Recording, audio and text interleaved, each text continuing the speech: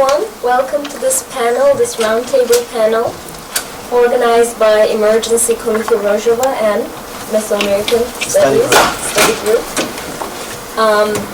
So today's panel title is Proximities and Solidarities Between Indigenous Movements of the Americas. We have a focus on Mexico and Central America for now, and the Kurdish movement in Rojava. So as ECR, as Emergency Committee Rojava, some of you know us, some of you don't. To say a word, we were formed after the invasion of Afrin by Turkey in 2018, and we've been trying to develop consciousness, as Paul said, about the movement that has been taking place in Rojava and that has its roots in the Kurdish movement in Turkey and the struggle of Kurds against Turkish fascism in Turkey and also elsewhere. So it started, the movement dates back, as we'll discuss, maybe we'll get a chance, in the 1990s, but we know that since 2014 there's been more interest in Rojava, and that has started with the Kobani War and the defeat of ISIS with the Kurdish forces. And since then, there's been more interest in the region, but importantly, that there's been a revolution that's based on feminism and social ecology and anti-capitalism and participatory radical democracy. So this is, and since we've started the Emergency Committee Rojava, we've been trying to call attention of this revolution, which we thought was creating some hope for the peace in the Middle East, in the war zone. But as you know, it's been under threat, especially with the recent decisions and the withdrawal of the U.S. troops from Rojava and the recent Turkish invasion against Rojava, which has already displaced hundreds of thousands and killed hundreds. And we have been witnessing war crimes and crimes of ethnic cleansing that's happening in the region. And simultaneously, we've seen violence against the indigenous communities all over South America and Central America. And part of the mission of the Emergency Committee Rojava is to outreach and to develop solidarities between different movements, because as you all know, we're not going to be able to manage fighting oppression, violence, and exploitation alone as any group. So our idea was to start thinking about our commonalities, our practices, our struggles, and to learn from one another, and for also the rising grassroots movements in the U.S. and in the Western hemispheres to learn about the experiences of those who have already been participating, have been practicing participatory democracy in different forms. And so today we're going to discuss these issues as a roundtable. This is an informal start, but we're going to be having more panels and try to, collaborate and increase working together, collaborations beyond disciplinary boundaries, beyond the boundaries of academia and activism, and beyond these different disciplines that we come from, the academia and elsewhere.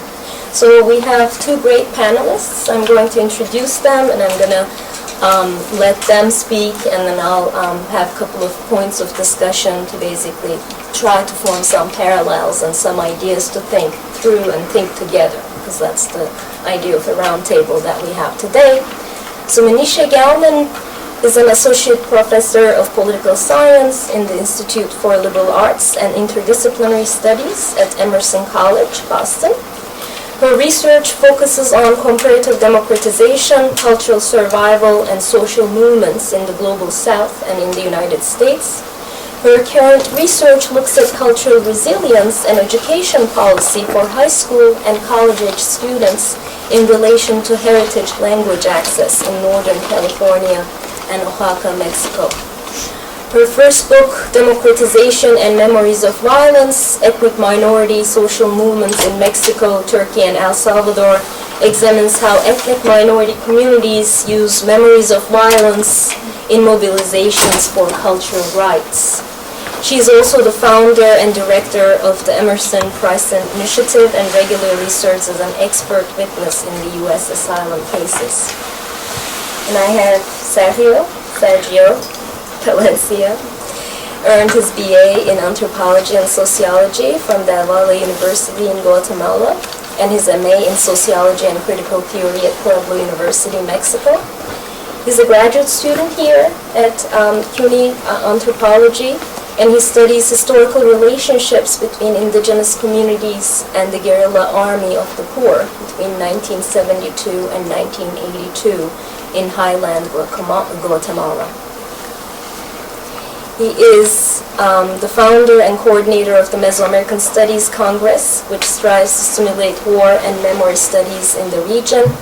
Among his many talks are indigenous rebellion in the highlands, guerrilla patterns, and he's a member of our emergency committee for Rojava.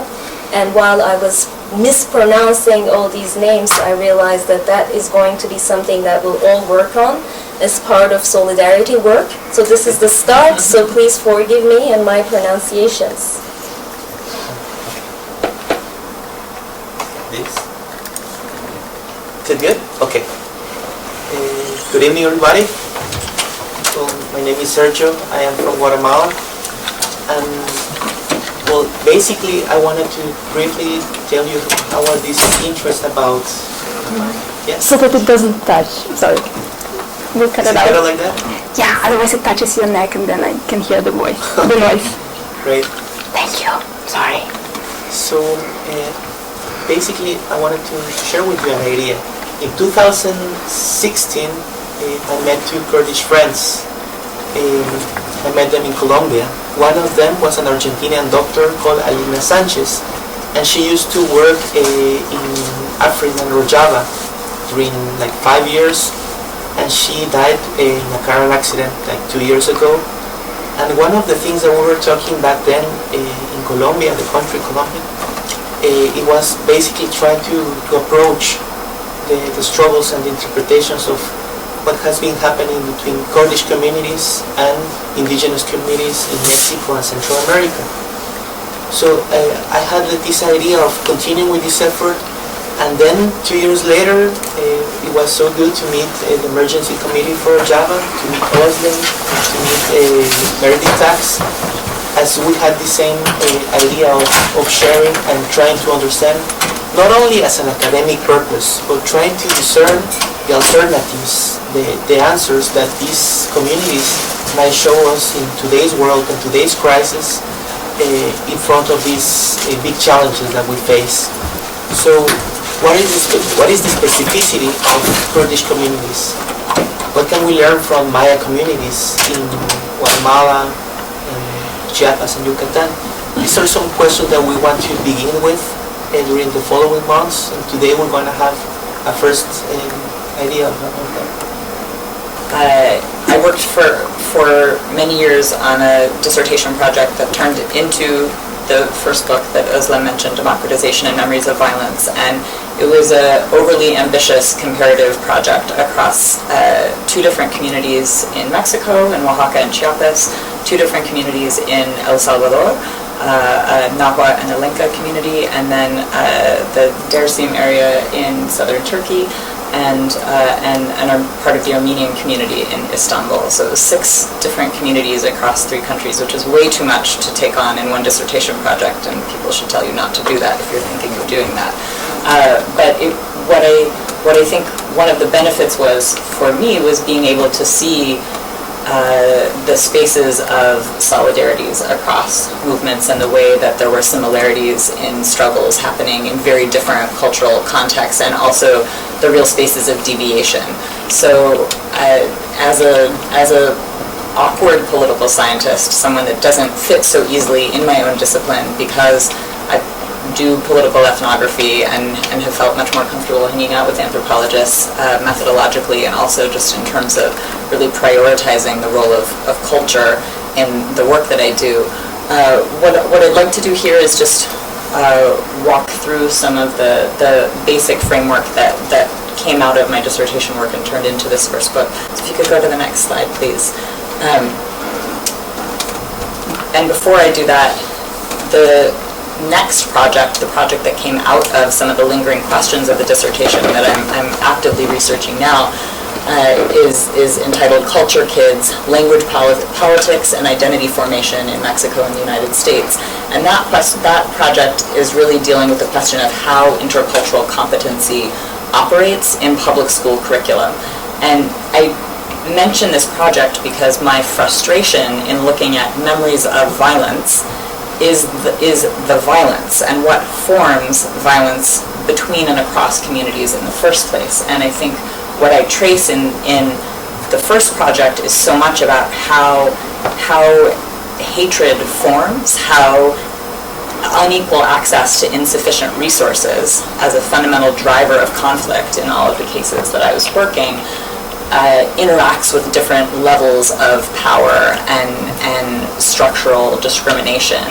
And so that brought me back to how people are formed in the first place as young people, as citizens, as the identity consolidation process happens.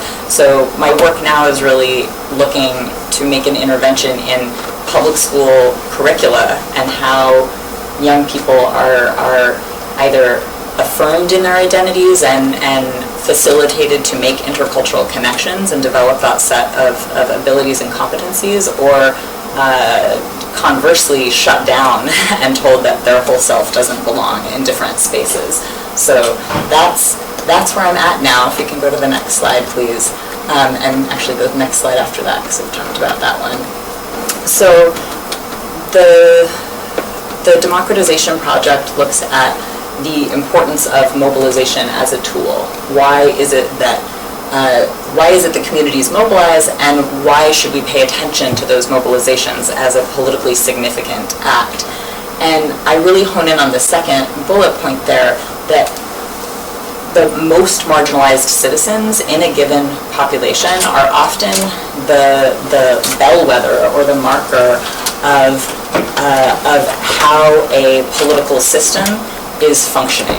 So we can say the United States is a democracy, but what happens if we look at lots of different segments of the population that are left out of that representation? By focusing on ethnic minority or indigenous groups in different places, those are often historically and contemporarily marginalized people whose treatment in the system reveals the failings of the democracy or the democratizing political context that a country is aspiring to. So I think that is perhaps one reason why looking at the way that minority populations are advocating for rights can tell us something about the health of democracy, the health or the illness of a democratizing system. So if we could go to the next slide. I'll skip this one, please. So the project really makes an argument that minority communities are more or less likely to mobilize based on a package of factors. And so I looked specifically at political, economic, and cultural accommodation. I have slides to walk us through each of those points, and I don't also need to belabor the sort of political sciencey variable side of the argument, because I suspect that's not the most interesting conversation to have with this group. But what I was trying to do in this project is look at the way that narrative about past violence combines with different structural and cultural factors to lead to different kinds of and levels of mobilization. So not all violence is memorialized and operationalized in claim making in the same way. Communities make claims and try to shame states into granting rights in different ways. And so the package of factors that come together can help us understand the state agenda for multiculturalism, how invested states actually are in promoting multiculturalism, and also the robustness of civil society, which, when we're looking at the potential of people to organize and speak up, is really vital to understand. Next slide, please. So by political accommodation, I mean the way in which states address political status and the participation of minorities in a given population. And so this could look like constitutional recognition. For example, in Mexico, there's constitutional recognition of indigenous people. That means that there's a certain kind of legal political accommodation, even if it doesn't translate into practice. There is a law on the books that acknowledges that population exists. There could be provisions or the lack thereof for local minority governance. The case of Kurds in the southeast, I think, is a really important case for understanding the way that the lack of recognition of local governance shows a failure of centrism. For example, if we contrast that with a federal state, and it could be interesting to think about, are we done with the conversation about democratic federalism in southern Turkey? Does the current context mean that we can't have that conversation? Etc. So this federal versus institutional design is something that I think is quite interesting. I could go to the next slide. And so I know this is very small font, but I worked through the 3 different states looking at different kinds of political accommodation. So just going left to right, is it a federal or central system? Is there constitutional recognition for minorities? Has the state adopted the UN Declaration on Indigenous Peoples? Has the state ratified International Labor Organization Convention 169? Are there state-sanctioned or supported intercultural or bilingual education programs? That's as an indicator of cultural rights. And are there local measures taken to protect ethnic minority rights? So in the process of my dissertation, I was working to code these different things and develop indicators of each of these to understand what I was seeing, to try to assess the way that political accommodation was operating. If you could please go to the next slide. I also looked at economic accommodation, which I looked at very qualitatively. I know there's an economist in the room, so you can feel free to hate this framework. But I was really looking at how people felt that they had or didn't have economic mobility in their lives, like a sense of the potential for upward mobility, rather than looking at the quantitative data to understand the status. I will say across the 5 of the 6 cases, it was very clear that the communities I was working in were some of the most economically marginalized communities in the state, so that was just sort of a given baseline. But then there was variation in terms of how people felt that they were systematically excluded, or where there was a little bit more room. For example, part of the Armenian community in Istanbul had been integrated and is integrated into business networks, so there's a different sense of economic exclusion. It's not the same as for indigenous communities in Mexico that have been expressly written out of those economic plans for growth.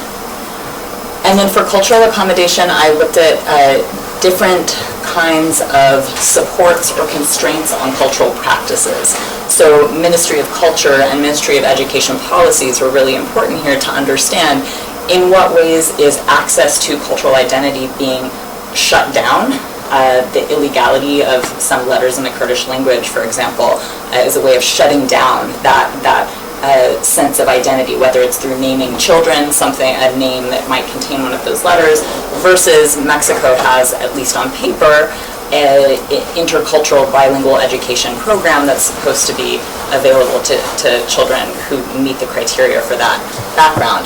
It isn't implemented well, so the discord between policy and practice was something I was constantly looking at, but still there's a lot of variation in how cultural accommodation is taking place. Jihan, if you could go to the next one. I'm probably talking for too long, so I'll just take a few more minutes, but to get into the cases a little bit, and again, I'm sorry for the small font, but again, going from left to right, I just have the cases listed in terms of which ethnic group I was focused on, and then the population size and number. One of the many social movements' alternative explanations that's there in political science is, small groups don't maintain their cultural practices and are more easily assimilated, or so is it size? Does size matter? There's a big debate, does size matter in cultural survival? I don't think that size is necessarily deterministic, but it is a factor. And then I look at these different events of atrocity, either state or paramilitary perpetrated violence, to understand how these specific incidences, so for example, in Chiapas, I look at the Actial massacre that took place in 1997. So 45 people were killed in that massacre. but the narrative produced about it has been so powerful. So what are the factors that make the narrative from 45 people being killed this dominant discourse that has had so many different kinds of political connections to other groups, the blog and the radio, the podcasts and the website, and the way that the Actial massacre is memorialized has been this powerful example of memory politics. Why is that so different than death of a comparable size in Oaxaca in a different structural context where the narrative does not resonate in the same way? How do we explain that variation? And more importantly, for what we're trying to do here, what does that mean about the potential for memory to serve as a solidarity mechanism that can elicit the kind of empathy that we're looking for when we're trying to do transformational politics in some way? So then, very quickly, I also look at the 1938 massacre in Dersim, the 1915 genocide of Armenians in Turkey, and then a 1932 massacre in El Salvador that resonates quite comparably with the 1938 massacre in Dersim. And then in eastern El Salvador in the Morazan region, I look at the civil war in relation to Lenca identity.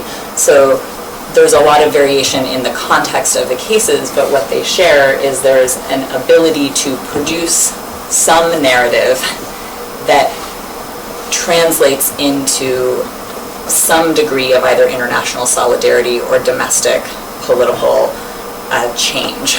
But the impact of that change, the ability for communities to shame states and claim cultural rights, is constrained by the different kinds of accommodation and the different levels of accommodation.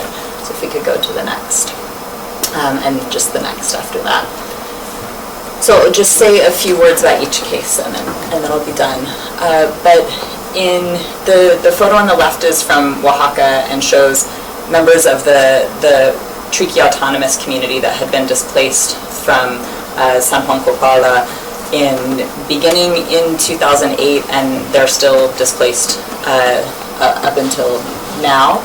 They're waiting for their spokesperson to come out of the government office in the central square, and so they had been camped out. They had been camped out for years in the Zocalo, the Central Plaza in Oaxaca City, in protest of the fact that the PRI government has, one of the main political parties in Mexico, has funded paramilitaries to run a portion of the community out of town that doesn't agree with the political agenda that they want to implement. They are doing both institutional and extra-institutional claim making. People are camped out, they're protesting, they're violating the rules of vagrancy by being camped out in the plaza, but they're also, at every available opportunity, meeting with government officials and filing official petitions, trying to make claims in that way.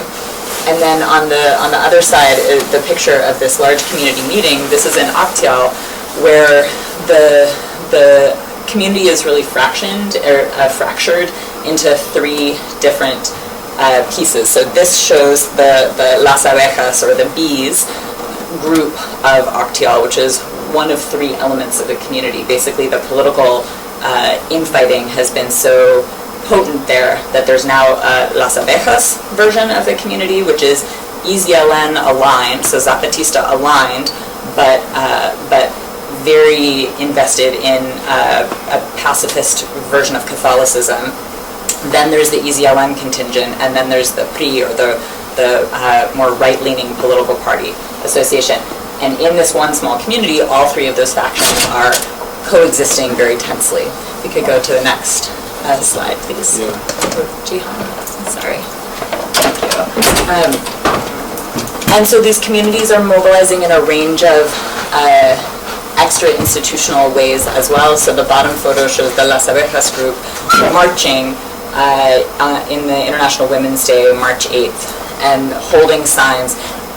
Regularly, they're holding signs in marches and holding meetings and podcasting and blogging about trying to achieve justice for what happened in 1997. Again, this very palpable and potent discourse of historic memory of violence translating into, we want land rights, we want clean water, we want real bilingual intercultural schools. They actually started their own autonomous school because the government school kept sending, they would check the box that they were sending a bilingual teacher, but it would be a teacher from a different indigenous language background.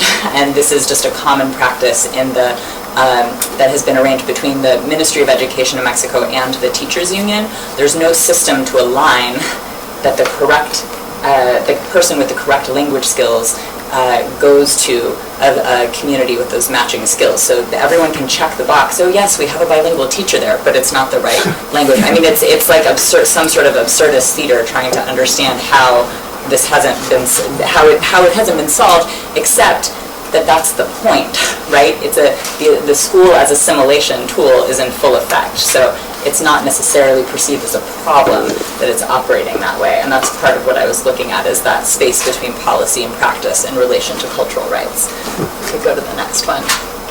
And so then just one more slide from Actial. If you can like squint into the distance and see the crosses that are lined up around the wall of this meeting space, imagine this is like a big open air auditorium with theater-style seats sloping down. And then the folks who are seated in front of the crosses, and the crosses have the 45 names of the people that were killed in 1997.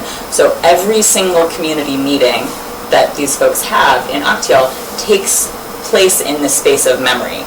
And it's, in the book I talk about it as being one of the most mobilized cases of memories of violence, because they are keeping it alive and also dealing with, I think, constant re-traumatization, having it be invoked and talked about. And so the balance, when we talk about like how can cultural resources be used for political mobilization, we have to be sensitive to what that balance is. To use memory as a political tool means dealing with the emotional effects of it as well.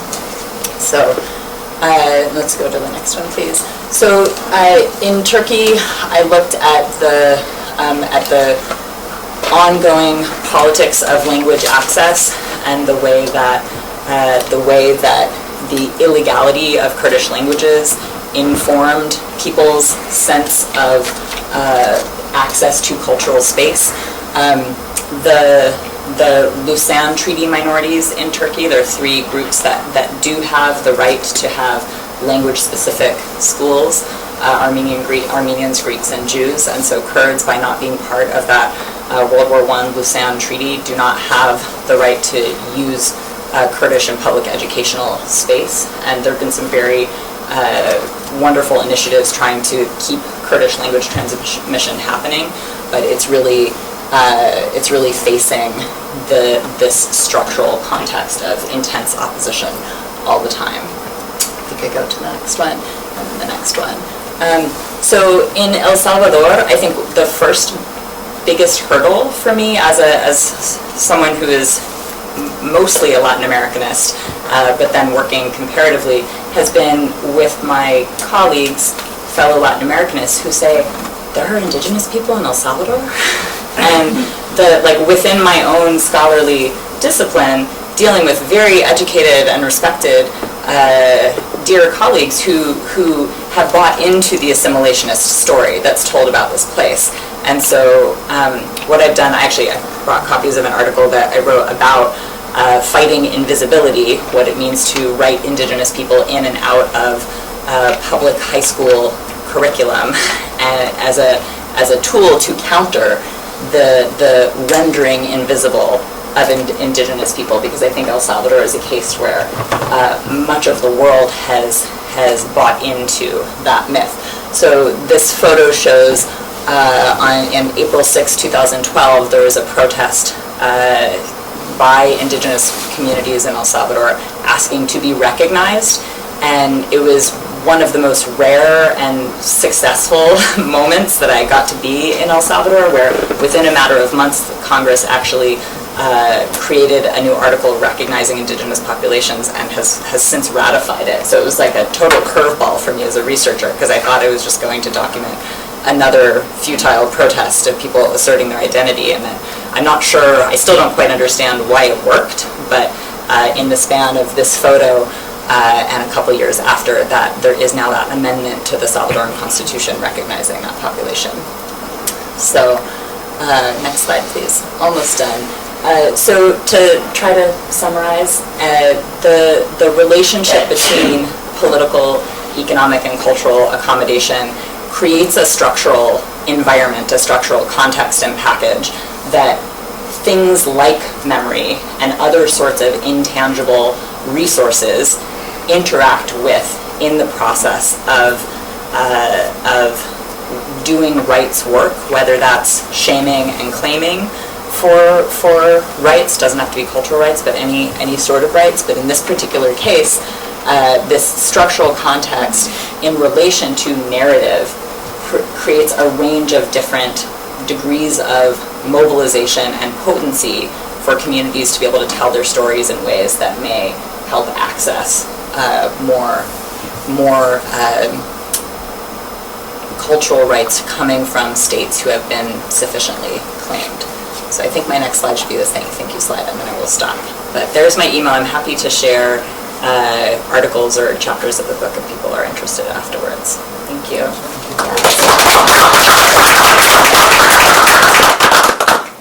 So basically right now is going to be like having this panoramic vision of indigenous communities in southern Mexico and Central America.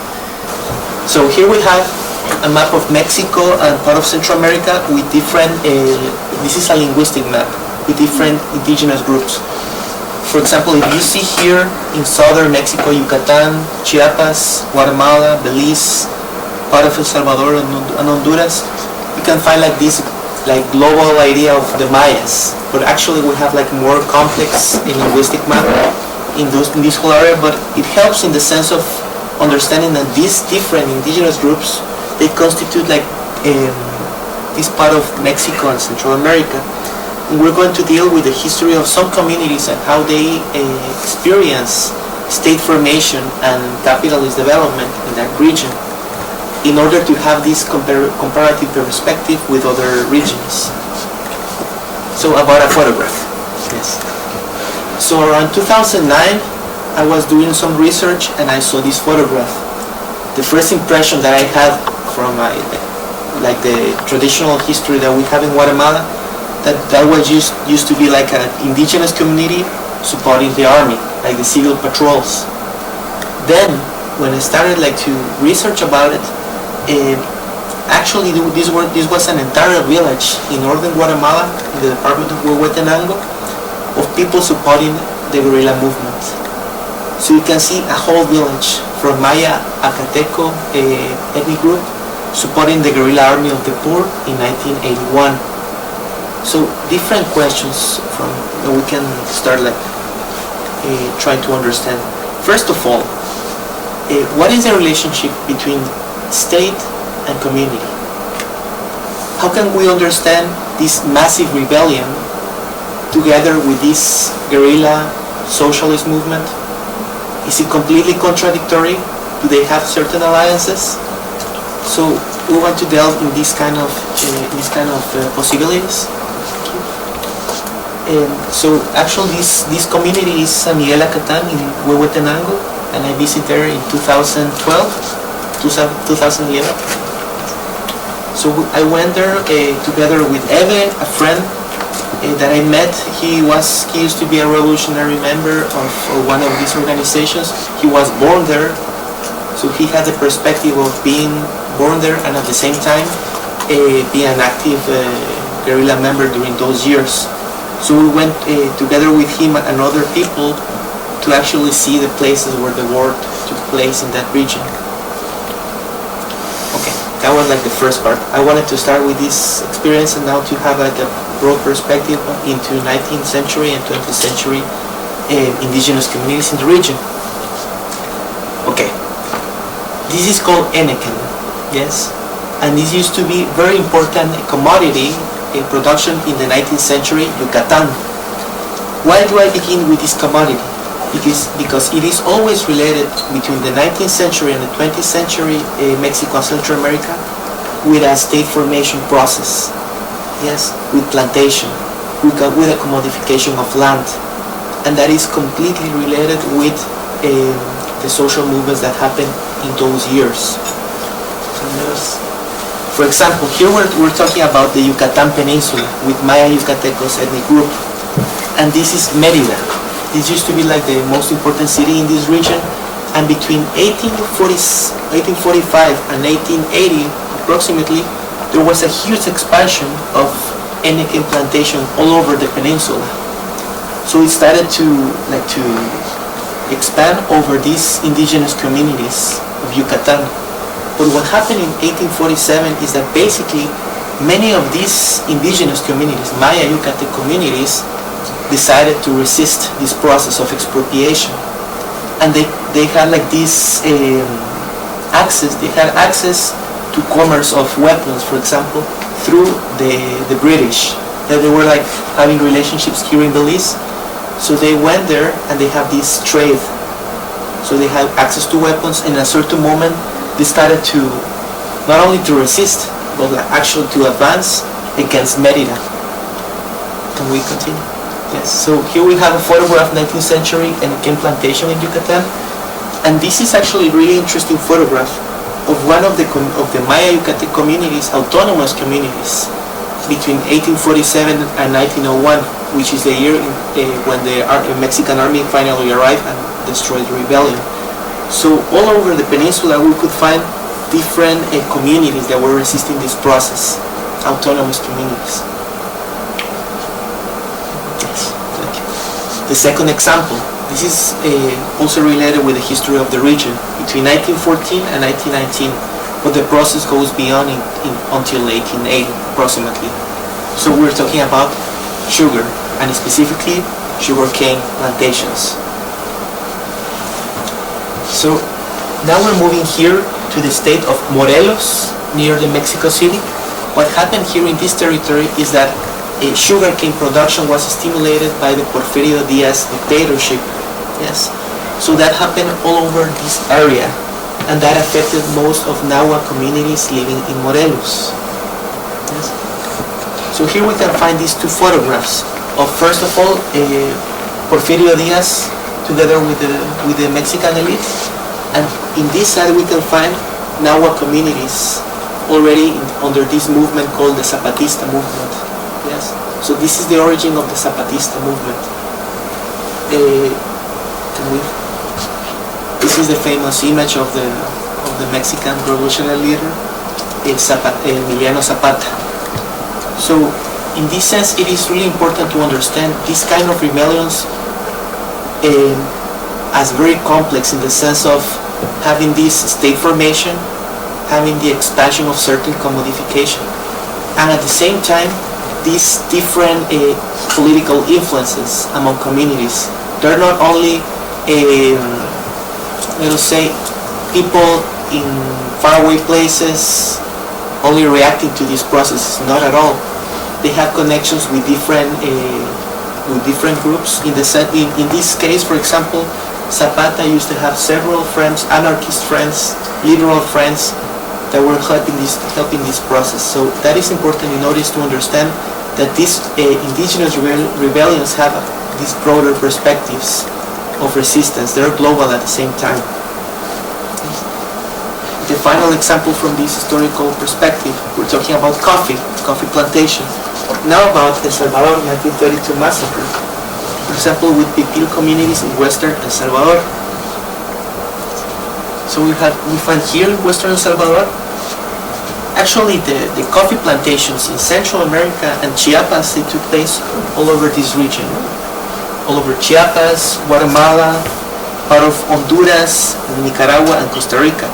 But what actually happened here in El Salvador is that the country is very small, but at the same time, these coffee plantations, they appropriated directly people's lands, and they converted people from, they had the access to these communal lands into laborers, using corvée work for this. And in 1932, together with the Salvadorian Communist Party, they decided to join forces and to create this rebellion. So we have this picture of around 1920. Actually, this is around 1870. photograph by an Englishman of a Salvadorian coffee plantation. So you can see many indigenous people here working inside these plantations. And then we can find, for example, these are the Salvadorian military back then. And this picture is quite interesting in the sense that we can find two of the main leaders of the Salvadorian rebellion. Feliciano Ama, who was an indigenous leader back then, and also the communist leader, Farabundo Martí. 40 years later, the Salvadorian guerrilla would use the name of Farabundo Martí for their own purposes. But what is really important about this movement is that in less than 1 week, in January 1932, the Salvadorian armed forces, they carry on a very big massacre against these communities. And there's like different numbers about how many people died during this counter-insurgency plan. There's between 10,000 and 30,000 people who died in 1 week. So as we can see, the three cases are related with henequen production, sugarcane, and coffee, and the state formation in different moments of the 19th century and early 20th century. Thank you. Now I would like to show you some ideas about what happened in Guatemala and Chiapas as a process that began at the same time. You're going to see the relationship between two populations. Yes.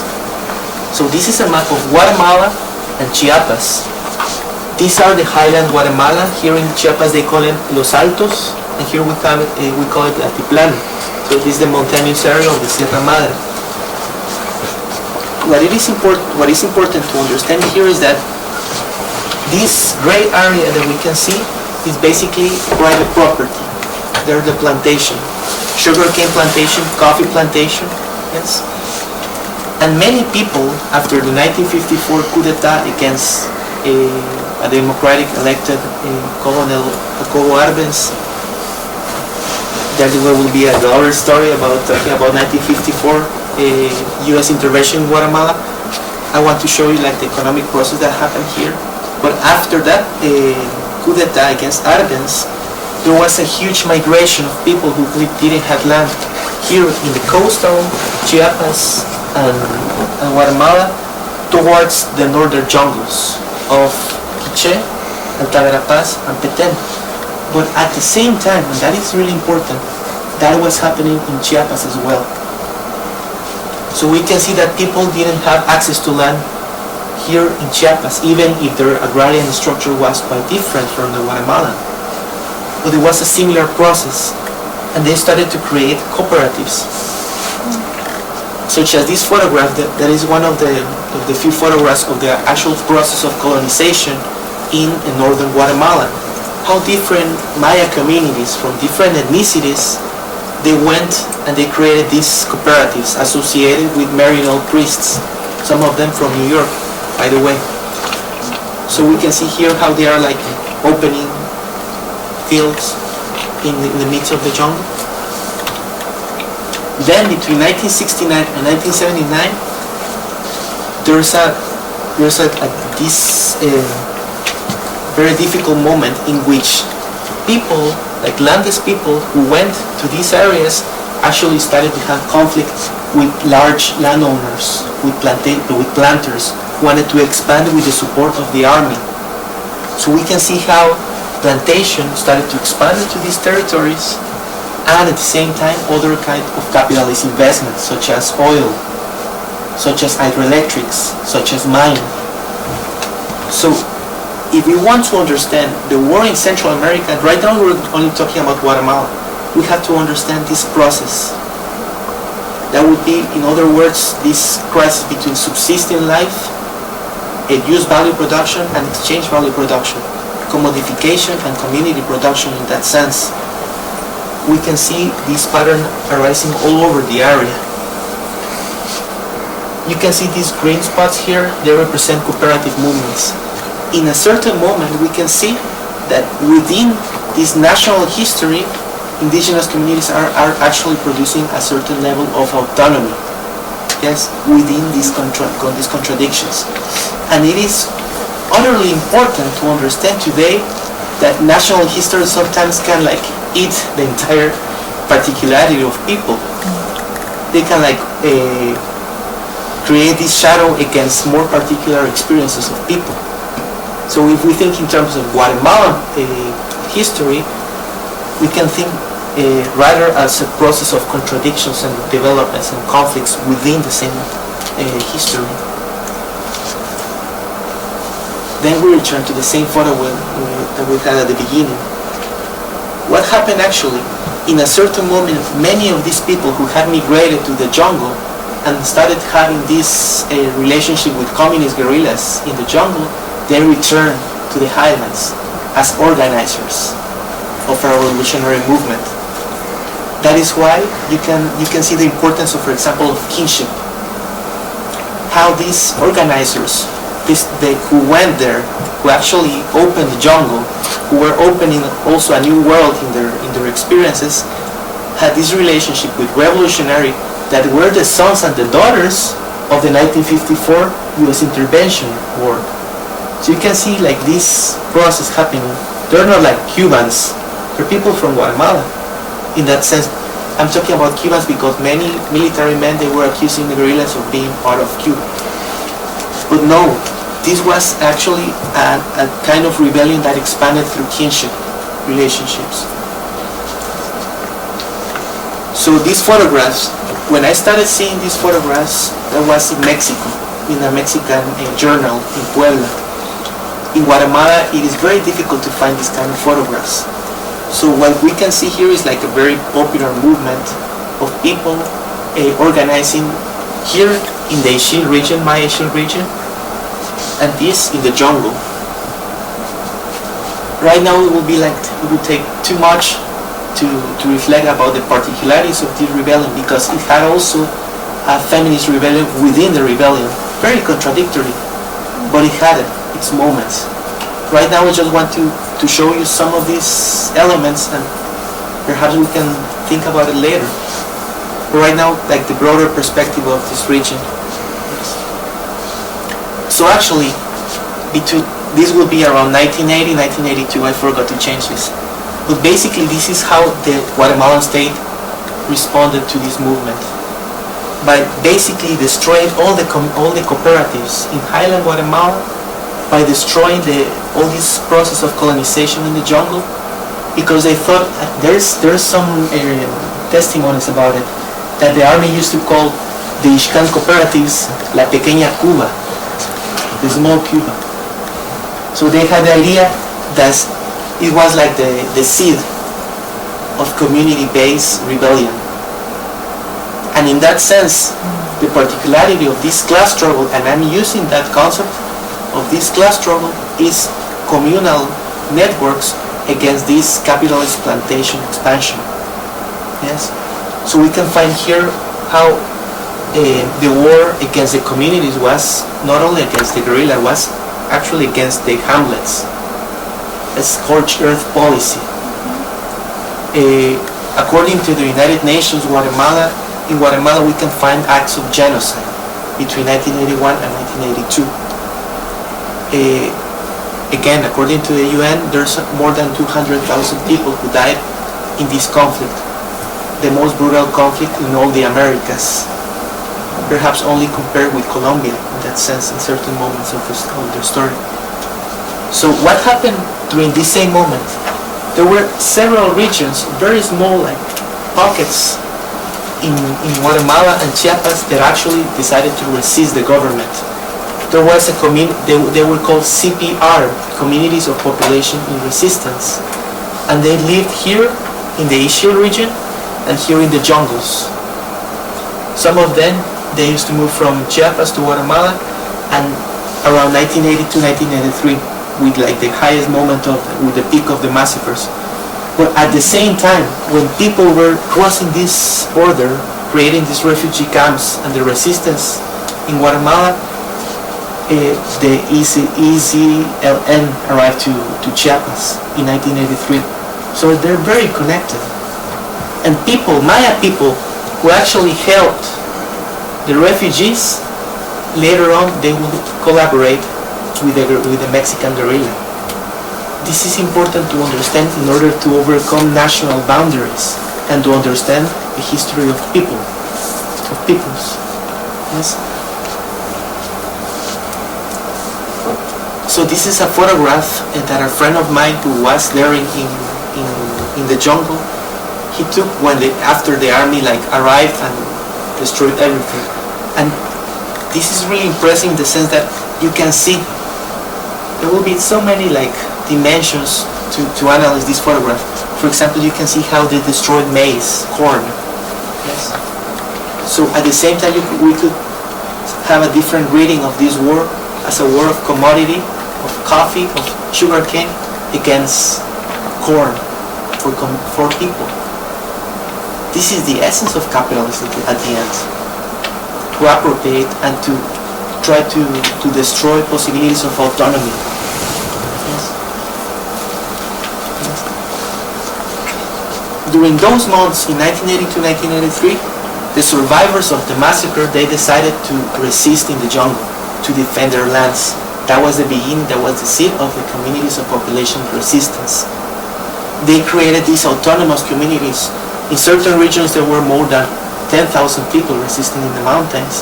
In this region there were 2,000 people in the jungles. And they created these Catholic, socialist, small communal based movements under the jungle. So you can find here people that were civil population, but at the same time they were collaborating with their guerrilla. They were part of the same movement. But the idea of the classic guerrilla marching towards the capital changed because of the military defeat in 1982.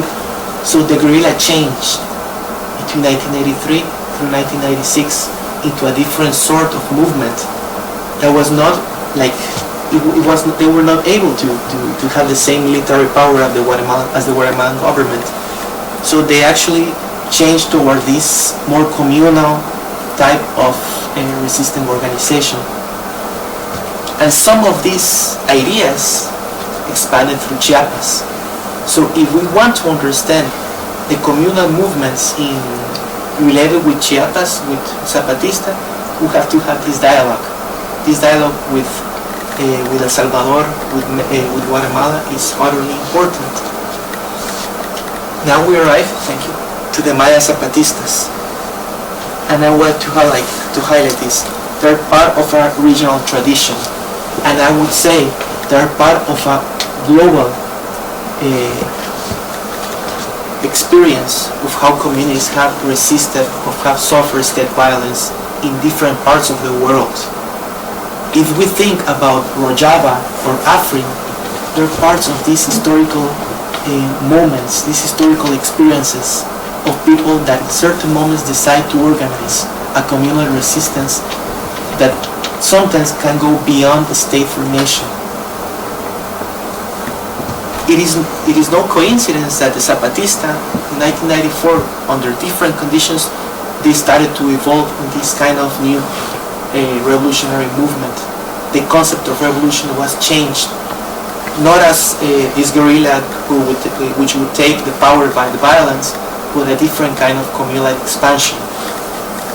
But that again, that would take much more time to actually take a moment to analyze Zapatista right now with the contradictoriness that is happening.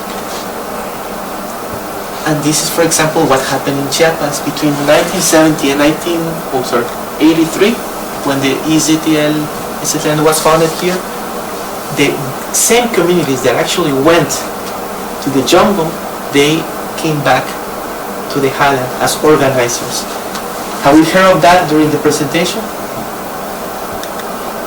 With the Maya communities in Guatemala, the same who went to this part of the jungles and then returned with this revolutionary discourse. Yes, the following. So we have some pictures about this process of autonomy. So as we can see, when we think about Maya Yucatec communities in 1847, they were creating a process that there were no ethnographers, in those years. But this process of autonomy and state formation and capitalist expansion has been the characteristic of this region. But at the same time, diversity has been a struggle for these communities. In the follow, yes? Thank you. So we can see that actually, as a part of a people, both Chiapas and Guatemala, they share these experiences. And many of the Zapatistas, they grew up listening about the brutal military campaign in Guatemala. So Acteal is connected with that history as well. Yes. Just two elements to finish this presentation. First of all, how do we understand a specific moment in history, state formation and capitalist development? That will be the first one. How people react to that, how people live through that. That is important. And the importance of seeing these processes within this major conflict, this global conflict between exchange value, commodity, and use value, subsistence. How is people is fighting precisely related with this need. In 1966, a professor that used to be here at the Graduate Center in this very department, Eric Wolf, he wrote a book called The Peasant Wars of the 20th Century. And he said, if we want to understand the revolutions in China, in Vietnam, even in Cuba as well, we have to find this communal organization. Now, we're in a moment in which state formation and capitalist development is quite different from the beginning of the 20th century. How are we going to rethink what is the concept of revolution? How are we going to rethink what is the concept of, not only the concept and practice of communal organization, not only in rural areas here in Mesoamerica, but also here in New York. We are facing similar processes, and in that sense, it will be good to have this reflection between what is our tradition in different parts of the world and what is the newness, the new possibilities that people in Rojava, people in Chiapas are proposing to the world. I think that in a moment of crisis, we have to hear these voices.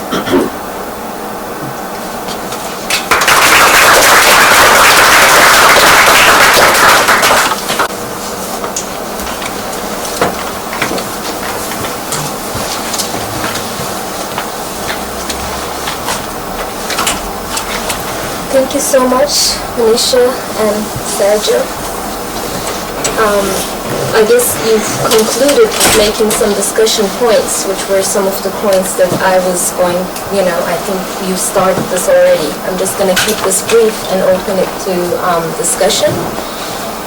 But I think while I was listening to you both, first of all, Manisha, you've been to Dersim, Dersim is a part of it's part of Turkey officially. It's Kurdish, Alevi, also some Armenian presence in the town.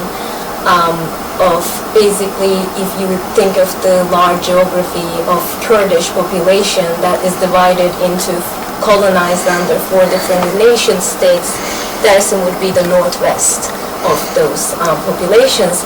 But as I was listening to Sergio and as I was reading your paper, and that is why I thought it's so urgent for us to create this conversation and to continue building solidarity, because what you were describing is basically Dersim to me. Because as I was listening to this, from my book is also called Memories of State Violence, so I look at Dersim as a case also within Kurdistan. And so within that book, it actually starts with a woman whom I've interacted on so many occasions.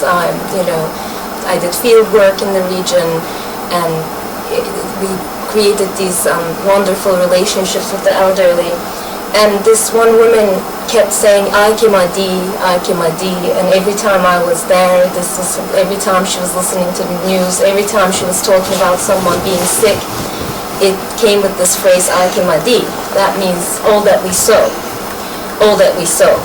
So, and she always connected, and many elderly generation especially, connect their memories of violence. So this is one of the themes that I'm gathering, especially from yours, but also on Sergio's work, that these memories of violence, not only people gather their own, but they sometimes are ready to build solidarity movements and to build at least solidarity identities, the identities of the oppressed. And in this case, in Dersim, on many, many occasions, Kurdish people, Kurdish Alevi people from some other part of the world that you haven't been to, referred to the indigenous communities and their struggles. From what they know, from the very little they know, they associated themselves and their pain and their memories of violence from others who have suffered similar mechanisms of violence elsewhere.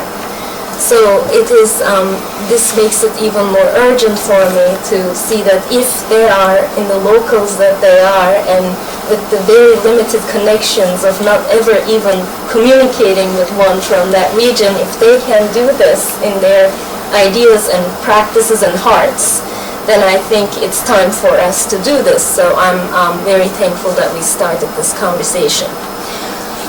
But moving on, one of the major points here is, I'm going to start with yours, and we'll do like basically draw parallels at the same time.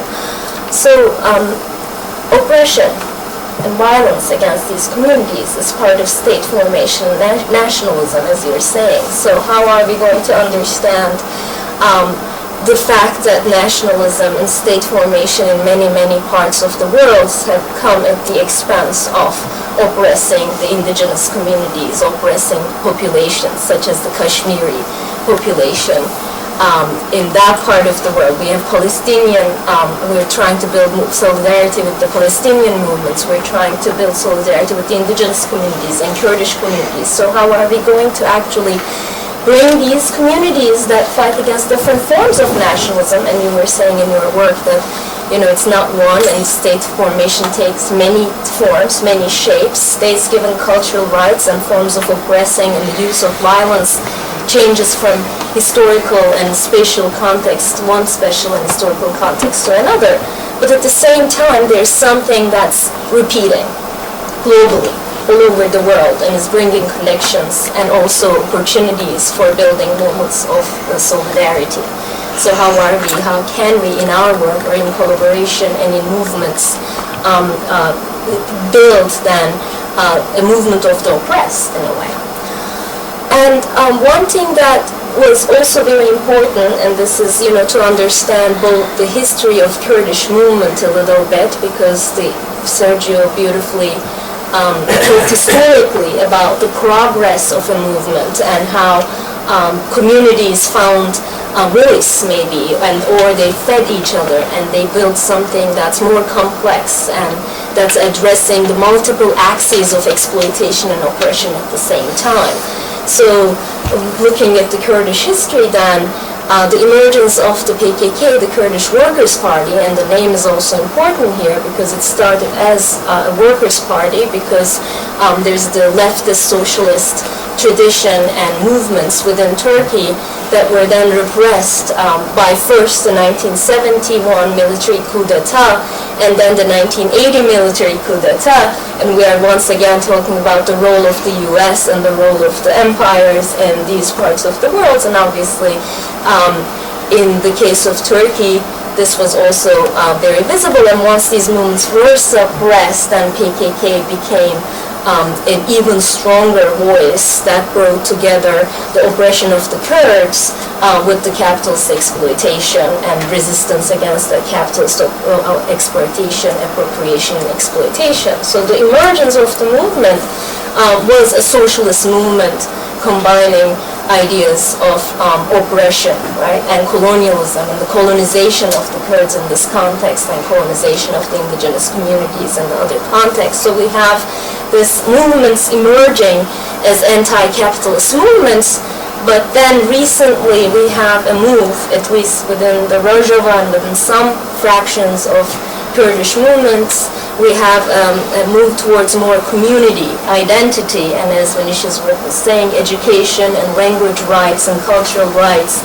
And so these are important But my question, maybe, and something to discuss, was how are we going to situate these demands and these political and cultural rights within a larger framework of capitalist exploitation, appropriation, and also political oppression in many forms that it takes, in many shapes that it takes in these different parts of the world. So, and obviously, when there's oppression, when there's violence, and when there's and then we have resistance and we have movements, and that is also one of the important things in these parts of the world, that we have the indigenous movements. We have the Zapatistas, and in the Kurdish case we had a strong Kurdish movement that, despite the suppression of the left, was able to build a very powerful movement within Turkey, and was able to force democratization in Turkey, and not just towards the Kurds, but the idea was to build a global movement that was against at least capitalist formations and state formation at the same time. So we have then revolution and community organizing. And so what is the difference, right? To me, this is an important question, because lately when we discuss Rojava, we tend to forget its historical roots. We tend to forget it being, at least historically, rising out a socialist guerrilla type movement that was against capitalist and state formations in many ways, to claim maybe self-determination in the form of state, to more local and to more anti-capitalist, but at the same time targeting oppression and political oppression aspect of this, and cultural identity aspect of this more. So how can we actually remember the historical roots, and how can it help us to actually build a larger solidarity movement, especially with the indigenous communities, with Sergio beautifully put as the commodity production and plantations and all this capitalist expropriation being very important in the history of the indigenous communities and their movements. So not just cultural, local indigenous rights, but also anti-capitalist resistance movements around the globe. Is there such a possibility of solidarity that can be built? So that's one of the things that also took my attention as a point that we can discuss. And as you were both discussing the role of the state then, how are we going to relate to an oppressive state and demand rights? And because we live under these states, and we do want our children to learn our languages and to go to schools and practice their culture, so the oppressor state becomes the grantor of the right. So how are you going to communicate and demand and make demands, legal, cultural demands from the state that has oppressed you historically? And how, as Manisha was saying, that you can mobilize memories of violence to do this. What are the forms and tools that you can mobilize? But at the same time, is that adequate? Or, what are we going to do this problem of the non-state? The fact that these communities have not formed their states and have not gained international recognition, which does come with certain rights that they are lacking. Right? So, for example, in the case of Rojava, there is now this notion, which is very appraised and appraised by our own emergency committee Rojava, that they're not claiming necessarily a separate Kurdish state, but they are putting forth mechanisms of self-governance and radical participatory democracy, which in some ways the indigenous communities are also and have also historically practiced. But then, how do you deal with this when right now they're under attack by these states? And how are you going to deal with that, Manisha, when you were saying that when you were writing your book and research, the Turkish state was at a time when it was starting to grant rights to the Kurdish population. However problematic was that the identity was mentioned, even the PKK, and the fact that, even the Turkish state itself was negotiating, cooperating, and not necessarily delegitimizing it at the time. It was a legitimate political actor to negotiate with, to cooperate within the peace process. But then, for different reasons, especially the revolution in Rojava and them gaining visibility, that this became a threat, and the national elections, this whole democratization process became a threat to the government, to the Turkish government, to the AKP government, and so they can stop the process just like that. So can we really leave our faith to the oppressor state? And or can we really survive in this international realm that is shaped by nation states? Can our forms of radical participatory democracy protect us from state violence?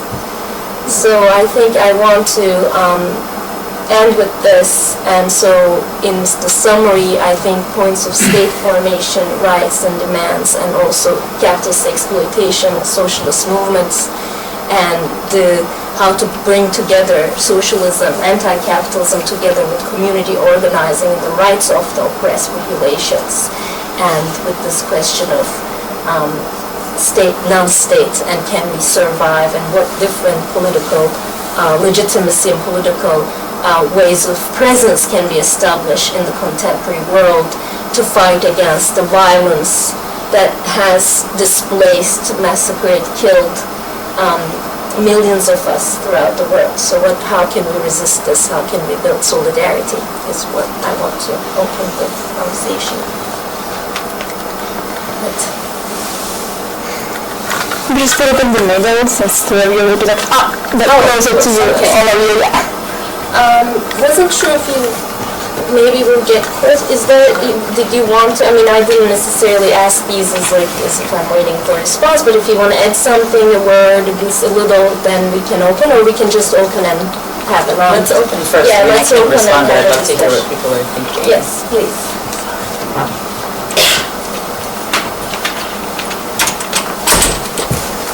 Anyone? I can move this around. No need. No need? I haven't shut down.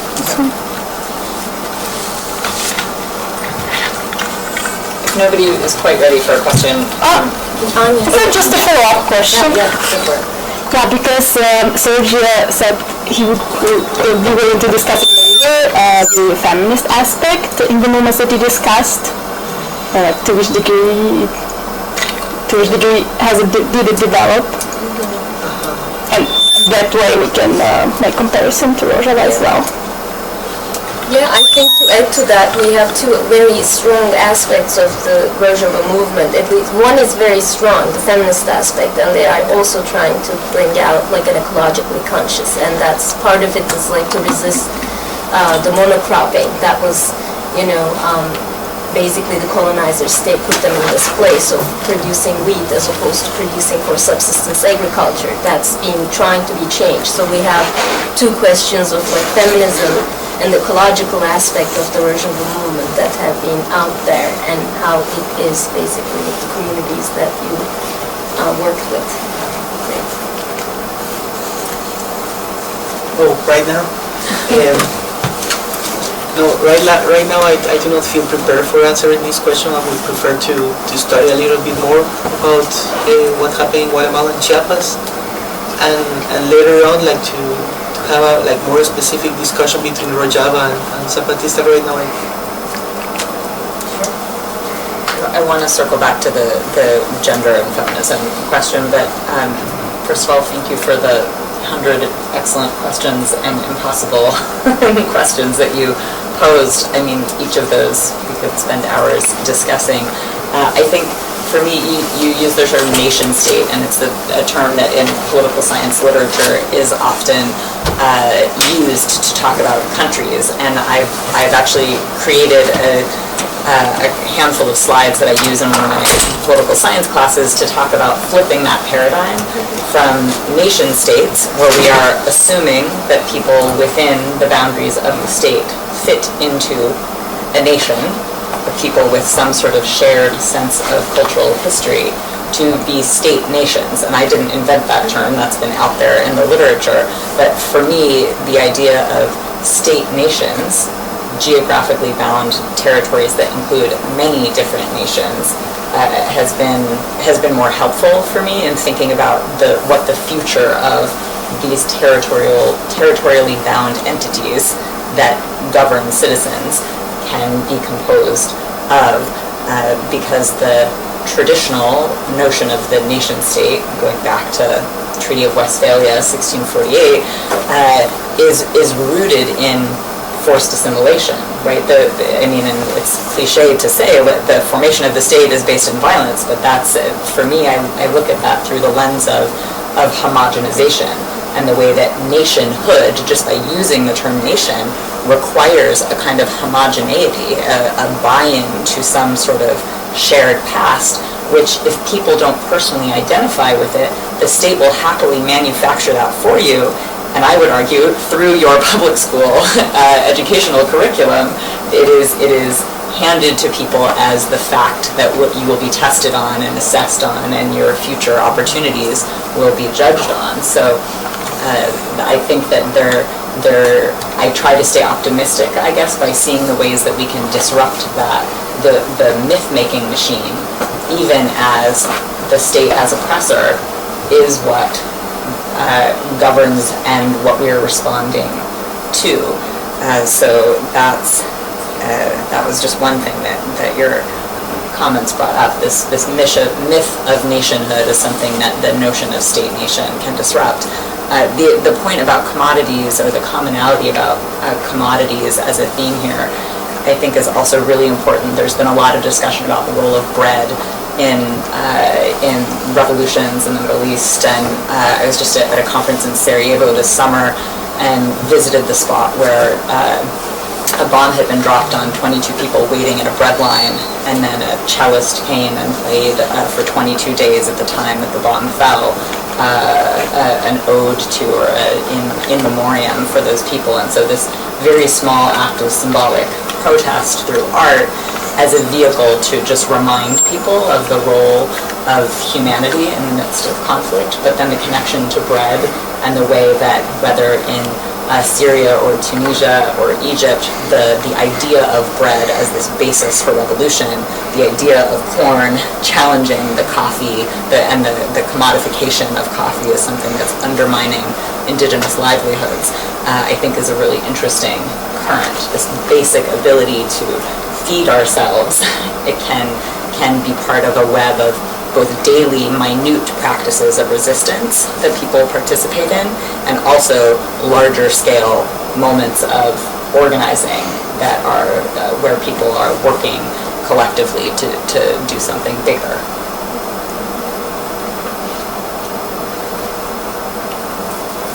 Do we have time for questions, or just to hear from hear what people are thinking? Yeah.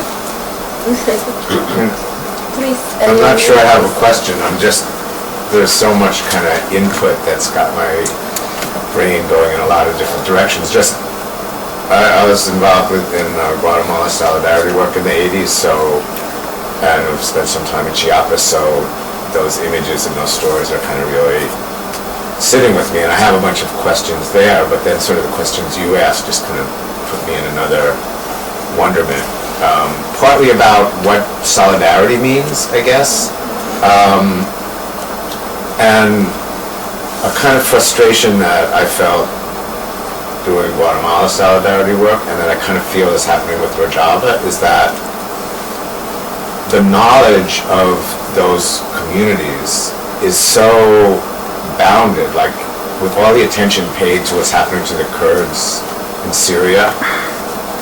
For most people in this country, they would have no idea that there's this alternative society that's being built in Rojava. It's just about these were the people who helped the U.S. defeat ISIS, and that's why people sympathize with them, but nothing about the realities that they're trying to build. And it just feels like this huge missing piece. And similarly, back in the 80s, with Guatemala solidarity work, it's like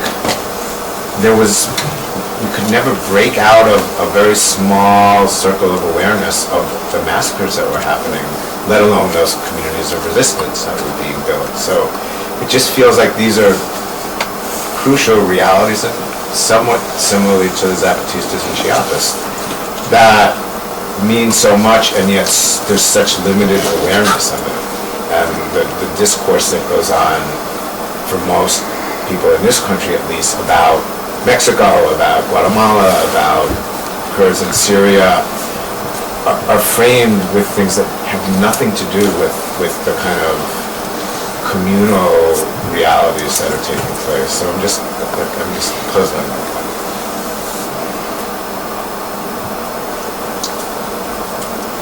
If we go off the record, Please, we can get a couple of them. like we could share experiences and stuff. Yes. Go for it.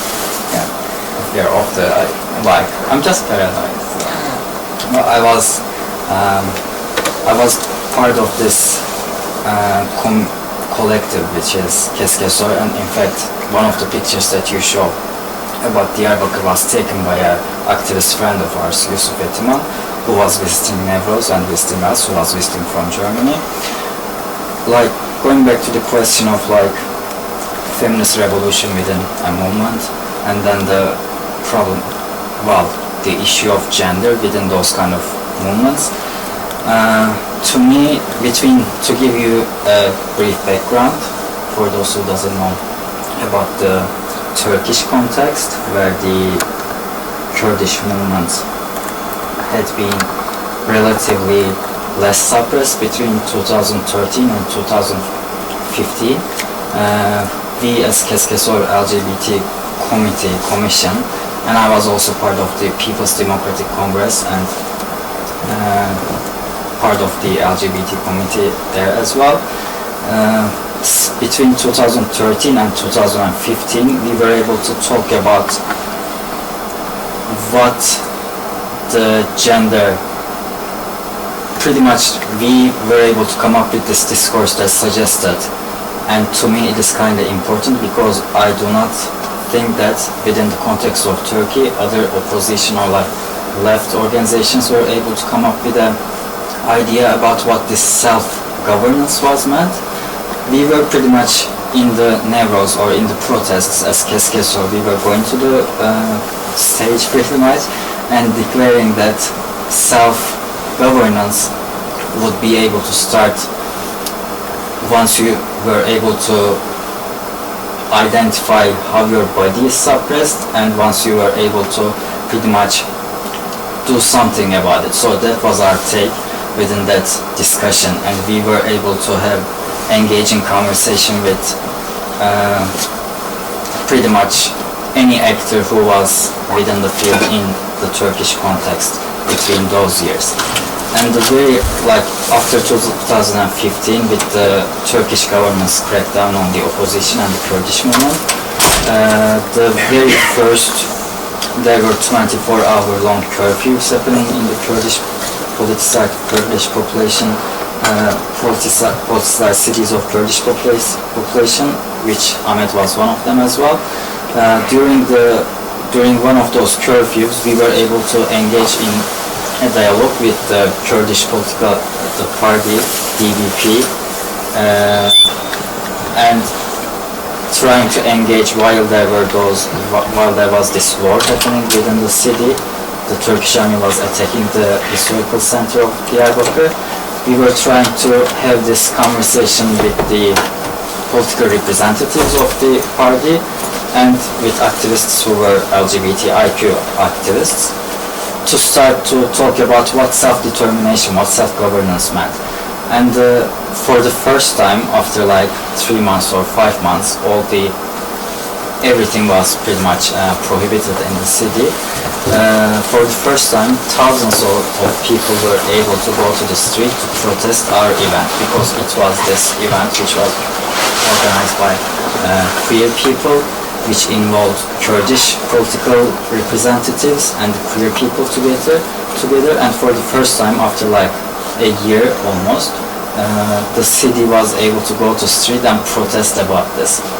And to me this is kind of symbolic, because the question, yes, how do we, within New York, for example, within this context, or within the context of Diyarbakır, which is not Rojava, which is not rural, even Dersim, or within the context of a metropolis of Turkey where Kurdish population is very much dominant as well, how do we start discussing what self-governance means? How do we start discussing how this autonomous ways of declaring some kind of areas where you can operate and create some kind of solidarity. For us, the answer was like almost there. We were about to engage in this conversation, but it was the very first thing that was cracked down, not by the state actually, but by the local dynamics, which are not necessarily revolutionary dynamics, but who were also in dialogue with the revolutionary movement as well. So this is like, it's always been like some kind of a thing that I've been thinking about, and like, I guess there is something to that which we should be able to talk about, but at the same time there is also this, I don't know, like moment where we need to self-reflect and remember those revolutions within revolutions and what and how they contributed to the bigger picture. And maybe we have something here as well. I'm not saying it is the queer, perspective, queer revolution or something, but there's something which is missing in the dialogue, which is in front of us, but we tend to, not speak about it, ignore it. Sorry about that, taking so long. Thank you.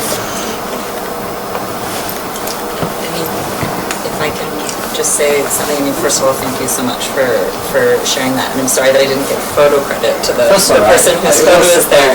I actually took the photo from, it was on a calendar at one of the human rights organizations that I had done an interview, and I don't think there was photo credit that was given on the calendar, but I use it in talks, so I would like to be able to trace its origins back. Something that I've just been sitting with for a while is the intangible quality of bravery that's required in speaking out about anything. I remember when I was in Dersim in 2011 doing interviews with some young women who were active in Kurdish in doing Zazaki classes, and I remember saying, like, what is it that allows you to do this, to get up and go and offer these Kurdish classes knowing that people are not in favor, that some people are not in favor, that this is dangerous. And she said, you just have to be brave and speak your language. So this sense of bravery, and then I think about in Aktial and in multiple different spaces in Chiapas and in Oaxaca, folks are they're just either sick of it or there's some sort of tipping point where they're like, I'm just going to do this. And that bravery, I think, for me, is linked to some sort of identity affirmation mechanism. And so what you described with the organization focusing on LGBTQI issues is there's some sort of identity affirmation that happens in that space when people come together and say, we are going to do something together, or with Kurdish, we're going to teach this language together because it affirms who we are in some way. And so that mix of affirming some part of identity can happen in the hyper-local context, as examples are very local, or in the international solidarity mechanism where someone in Rojava reads an article about the Zapatistas and thinks, oh, we can do this differently. The idea of democratic autonomy is something that circulates through communities that are interested in different ways of self-governance in relation to the state. So I think the role of international solidarity as something that keeps these currents of ideas circulating.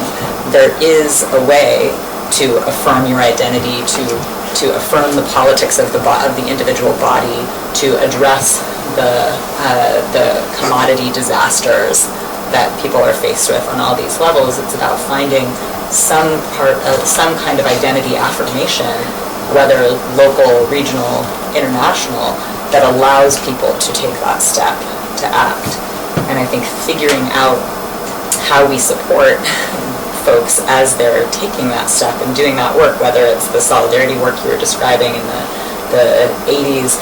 I do a lot of work on expert witnessing in asylum cases now, where it's figuring out how to help educate immigration judges in the United States about what it means to be a woman with a gang-involved spouse from El Salvador who says it's not safe for her to go back. There has to be a way of affirming that identity in a legal space for a court that has no idea what the politics of that body in that space would be, right? So, there's so many different levels at which we can do this identity affirmation work, but without that space, I think then we get back to the assimilationist model of statehood that many quote-unquote nation states try to gear populations towards, because they suit particular kinds of stories about statehood that are malleable and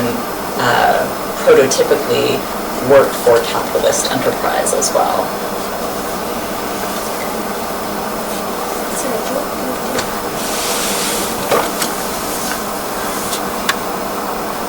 I think it depends how do you understand a community. Yes. Through a specific moment of history, and in each of one of these moments we see this pattern of conflict between, for example, this commodification and the crisis of community as such. Within community we find several contradictions as well. So we can find that, for example, if you have this Maya community in highland Guatemala, that they do not have land to reproduce themselves and they have to migrate to the southern coast, the father's authority towards the entire family starts to vanishes in a certain way. This creates new possibilities for individuality, both of young men and young women. And that expressed, this kind of crisis in the 1970s expressed through a new way of understanding how as to be an indigenous woman, an indigenous man, not necessarily under the dominion of the patriarchal, in that sense. So in a moment of crisis there are several of these possibilities, but then you can find again the patriarchy overcoming this crisis. What happened in these moments, for example in Guatemala and Chiapas, you can see this crisis and how individuals start to take different positions towards what is their oppression, and they start to act upon it. I would like, perhaps in another moment during this conversation that we have, to share some material that I have about this in the Zapatista communities and Guatemala. Right now I just wanted to give a general perspective of the process, but then we can have more specific and more situated perspective of these kind of relationships. I'm gonna just maybe say a word, maybe bringing these 2 points a little bit together, at least the way that it has come together in my wandering mind, like yours. So one of the things you said is very important, that people always also tend to see these places of people far away as victims of violence. Like they're okay to understand that much, right? It's like, okay, they took and our allies and betrayed them, and these kinds of discourses, which aren't wrong, but they're completely, ignoring the fact that these people have developed movements and struggles and resistance against the very things that we can't even establish in the US. For example, the Kurdish feminist movement is actually one of the strongest aspects of Kurdish movement, because they've accomplished representation and justice, and a notion of justice that's beyond rights. And they were able to practice this in many, many, many ways, from political representation on the parliament to in everyday communes, and representation on the street to the neighborhood to the township. So it's been very important. Also building solidarity among women and having women's their own spaces, safe spaces, and places where they can talk about the resistance within the resistance, the revolution within the revolution. So it's very important somehow, and that's why people, when I talk about Kurdish issues, sometimes say, well, there's violence everywhere, right? And it is the case. So how are we going to get, for example, support for Rojava, where there are so many massacres everywhere happening? So one of the things that I always mention is that there's something that's very strong, the struggle that has happened, and that can, for example, Meredith Tax is not here today, but we have had a panel on Kurdish women's movement where she did discuss the things that the US feminists and the Western feminists can learn from the Kurdish movement from the 1980s onwards, and how they were able to develop such a strong feminist movement in a place where their identity and where they couldn't even speak Kurdish, right? So however they were able to establish this. So I think that revolution within revolution is important, very important, and also understanding it as self-governance, but also understanding it's something that's continuing. So that's another thing that comes up when we discuss Rojava. People always bring up points, right? There can always be critiques. There's no utopia that was established, not yet. So there is revolution as a continuing process where people continue to revolutionize, and this is especially with respect to the issue of sexuality and sexual freedom, because gender is one thing that was somehow addressed in a community which was thought to be very patriarchal, but now they were able to, like, in a very short time, in a matter of 2 decades, really become an example movement to the world feminist movement. So, for example, when I discussed this with some activist friends about, issues of heteronormativity, that sometimes is considered to be too much for the community, but it's like, well, gender was like that, and then it didn't take so long, right? So there's like the hope and the good thing, and also obviously there are contradictions. So it's not utopia, it's a work in progress, it's revolution that's happening, ongoing, and never has an end. So it's like continuous in that sense, but that now it opens for space then to understand others' pain and oppression in many ways. So I think there's that hope that when people start to, as you did here, open up and share, then, and also obviously at a larger level, because it's not just going to happen at the local level, we also try to establish a global movement, right, of solidarity. So one way is to connect to the movements that are here, and that's one thing we're trying to do as the Emergency Committee Rojava, for example, reach out to LGBTQ movements and see what we can learn from them, and how can we build at the same time something, or if it's happening in there, to like kind of get feed each other. And I don't know how we're going to build that or make it work, but I feel like we're gonna everybody just needs to keep on trying this, an understanding of revolution and solidarity building as something that's always ongoing, and with its mistakes and pitfalls that needs to happen against everything that's oppressing us right now. So, and us, and as our bodies as well. When we think about the role of public education and memory, it seems that we have very few examples of how that's worked well. I mean, if you think about systems that have tried to remember conflict, you have Rwanda, and they've been criticized for having like a single narrative. So how do we avoid having a single narrative, but also remember at school? I mean, is there a system or procedure for going about that? Maybe we have one more question and you can address this. Was there any? Oh, please. You talked about international solidarity as being important, and that makes a lot of sense. I was wondering, is this aimed at non-state peoples and non-state groups around the world? And if that's not the case, is it possible for groups like Rojava, CNT, Chiapas to have productive and stable relations with states?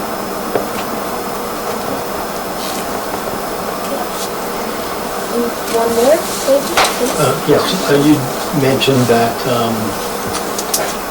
when people migrated, they were sometimes released from the strictures of patriarchy because of migration out of their local communities. And I was just raised in my mind the issue of climate change and how that's affecting the dynamics that you've all been speaking about. Respond to the first question. So I think the short version is there are not many examples. Any examples? No, there are some. There are not a lot of examples of memory and public education being done well. There is an institute in Germany, the Georg Eckert Institute for Textbook Research, that I think has been one of the leading organizations looking at how to address memories of violence in a conscientious and multi-perspective way. And then there's an organization called Facing History in Ourselves that also does that work, trying to bring a variety of perspectives and really challenge the traditional status quo ways that issues are presented. I have been working on culturally relevant curriculum as one way of addressing this, thinking about how curricula can operate as that identity affirmation mechanism or an identity disrupting mechanism for students from some backgrounds who maybe need that disruption to understand that their background is not the only one in the room. And that starts in ways that seem very small. So just a couple of weeks ago, I was in California for a week doing a series of presentations and trainings at my old school district, the school, Eureka City Schools. We have 2 Eureka City Schools graduates in the room with us tonight as well. And it started with a phone call with the assistant superintendent of the district saying, "Oh, has your curriculum committee for the district done an implicit bias training?" "No, they have not." "Okay, I'm willing to be your free consultant and do an implicit bias training. In addition, I'd like to talk about how to do a diversity audit of the curriculum."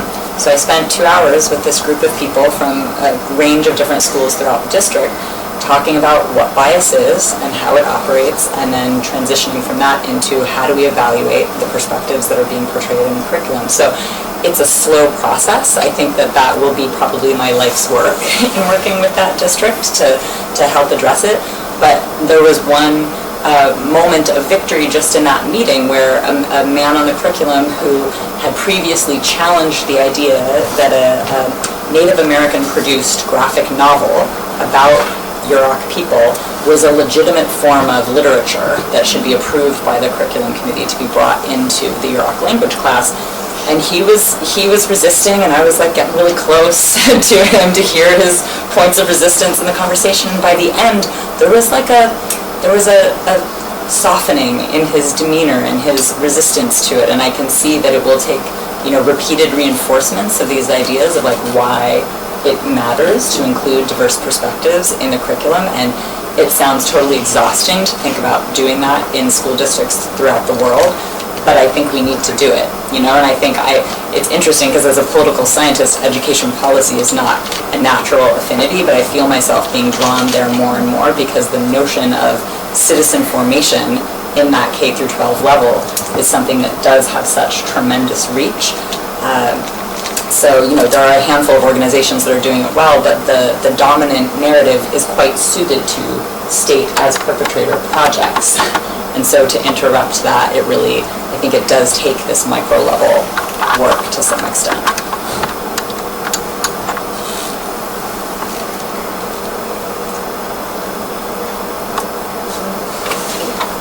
Well, I guess about the question of solidarity, I think in many ways, yes, non-state oppressed groups, like we're trying to work with Palestinians and Kashmiris and now create these dialogues between indigenous communities of different parts of, Central and South America.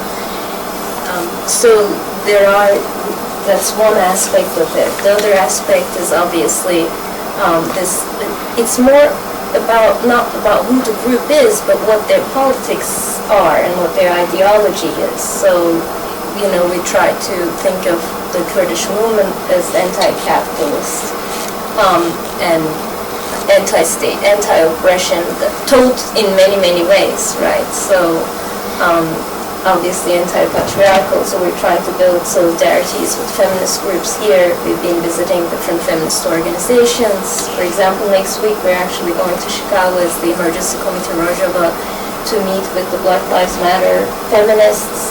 So there is a lot of struggles. Right now I think we need to we're based in New York, so there's a spatial reality, and so we are basically interacting, trying to work with, talk with, discuss with groups that are near here, and also, Anya also is going to Chiapas in the next couple of weeks, so it's work in progress, but we're really trying to reach out to an LGBTQ some of us who are involved in ECR are involved in these communities, these groups. So we're trying to see whatever is closer to the heart of the member is reaching out to those and building panels and discussions and educational material that is going to address. And one thing that we care deeply about is the ecology question, that we had a reading group of Make Rojava Green Again to kind of discuss how ecological practices and are, part of municipal government and ecologically conscious ways of living and surviving, Sergio was mentioning, and how to do at the local level these are being practiced, but is that an answer to a global ecological crisis that's caused by capitalism? And to what extent you can have the local and non-state entities address these larger issues of ecological crisis are still questions that we're struggling with. But at the same time, the idea is to have a movement, to the extent that we can, and that's why politics and ideology matters more than which groups necessarily, but to the extent that we have to target, to address these, and that's what self-governance, as you said, becomes so important, because that's everything that has oppressed us and has limited our ways of living and surviving in this world, be it ecology, be it sexuality, be it gender, be it, so that's the idea, is to really, at least at an ideological level, to try to learn from each other and build a movement that is addressing these different forms of oppression.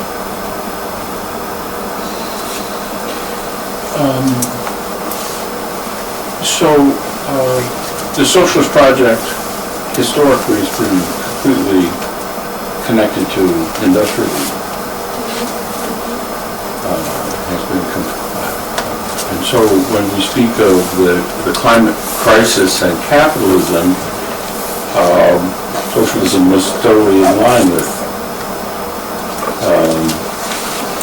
the society that has brought us the climate crisis. And I'm wondering, in your experience, especially in the indigenous communities who were often the most victimized by industrialization and eventually by climate, whether there's any kind of rethinking about both capitalism, that obviously that's been criticized and is fundamental to the problem, but is there a critique of socialism?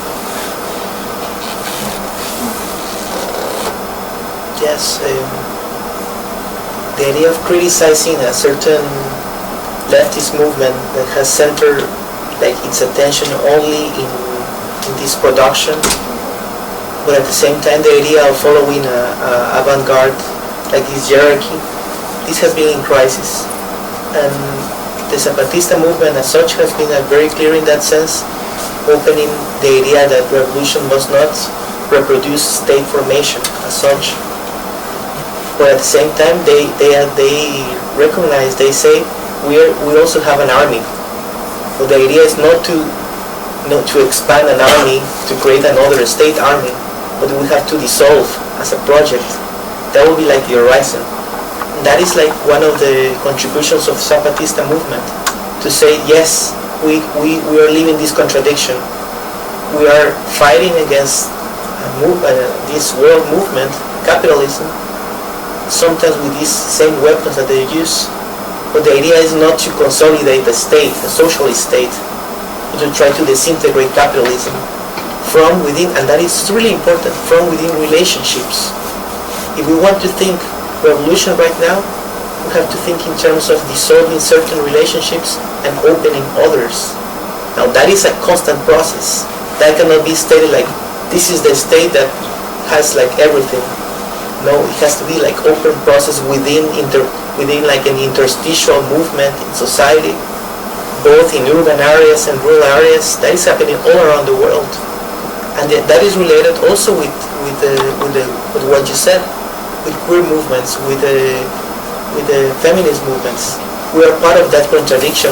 The enemy is not only out there; we have the enemy in ourselves. So in that sense, I think Zapatista's contribution to that has given a more humane perspective to what is to be done right now. To accept that we are self-contradictory, or that we aim towards a liberation.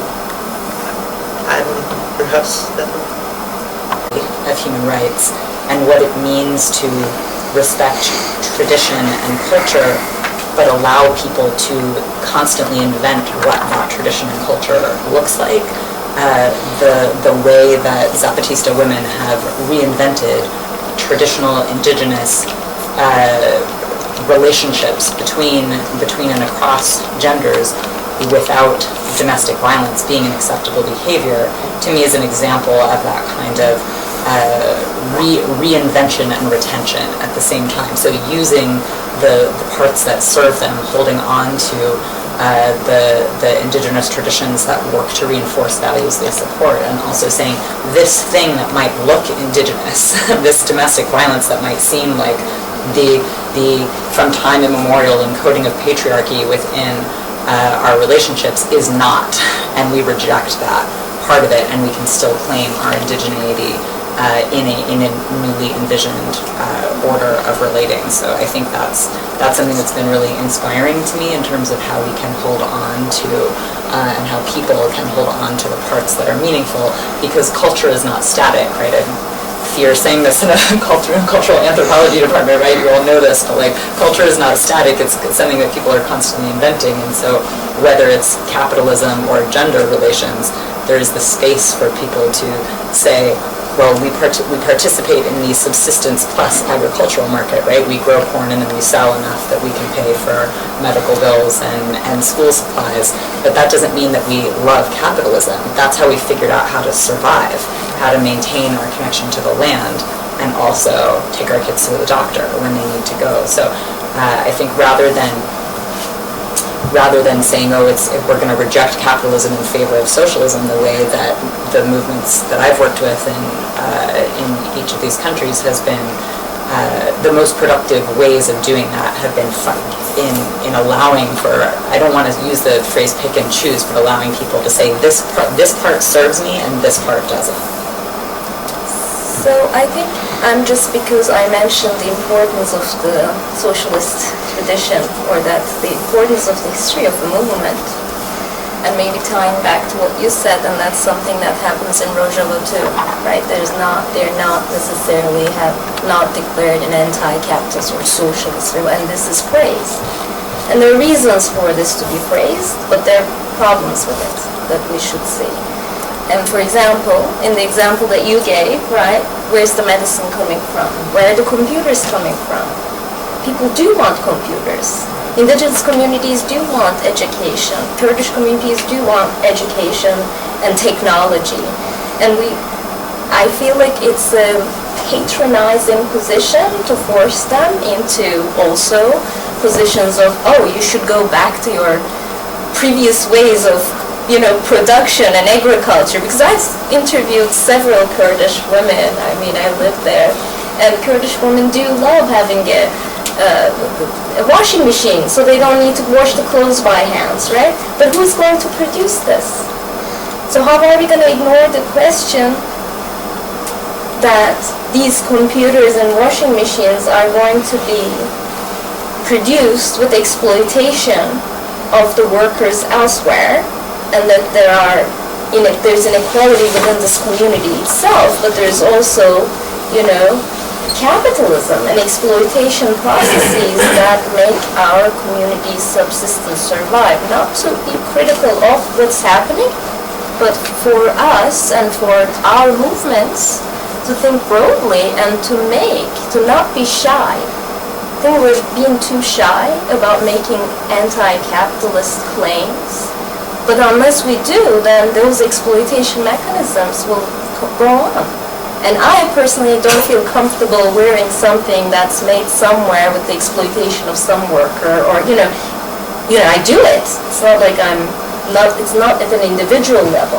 But at a political, ideological level, I'd like to think about this, and I'd like to not give up on the question of capitalism and exploitation, and how they were critical in oppressing these communities. So I think I really, therefore, would like to think more about what Sergio said about capitalism and oppression together.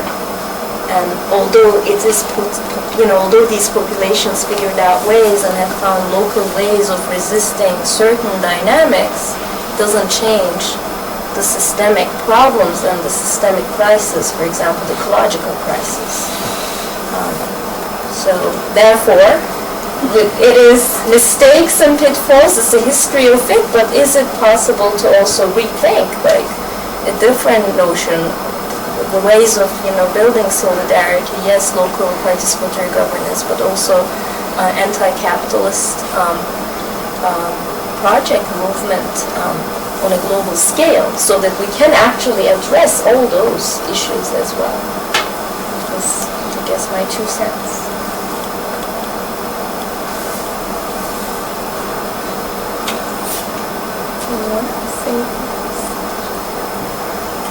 This is sort of a question about Chiapas, because I was there like in 2007, and kind of that whole idea of how that kind of infrastructure, schools, computers can happen. My sense is in Chiapas, a lot of that was because of international support, that there was a kind of, it wasn't just that the Zapatistas were able in their communities to build all that with their own resources. And that seems really important, and I'm just wondering, is that still the case? And does that say something about A, the possibility of doing that elsewhere, or B, is that such a, because the Zapatistas had that kind of level of support that they were able to kind of build up their communities, their schools, their health clinics, because of external support? Yes. Well, this pattern has happened not only in Chiapas, but in all Mexico and Central America, this constant NGO-ification of society. But in that sense, they have this rebellion. They have trying to build this kind of different society within it, and of course they have access to these resources. So yes, it can be something that we can think about it. I don't know if like we have to criticize or Yeah, no, I'm not saying it as a criticism at all, just as a reality. It's the reality. Yes, it is part.